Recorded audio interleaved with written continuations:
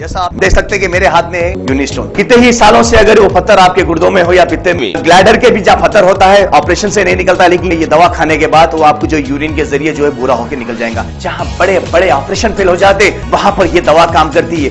गुर्दे और पित्ते की पथरी ये प्रोडक्ट से गल जाती है, फिर दोबारा पथरी फॉर्म होने नहीं देती और इसमें कोई साइड इफेक्ट भी नहीं है। मेरे को पित्ते में कंकर आ गया था, मैडम दवा दी और मैं अच्छी हो गई। Contact 9703939436 R&S Unani Pharmacy, first floor opposite Canara Bank, Bahadurpura, X Road, Hyderabad.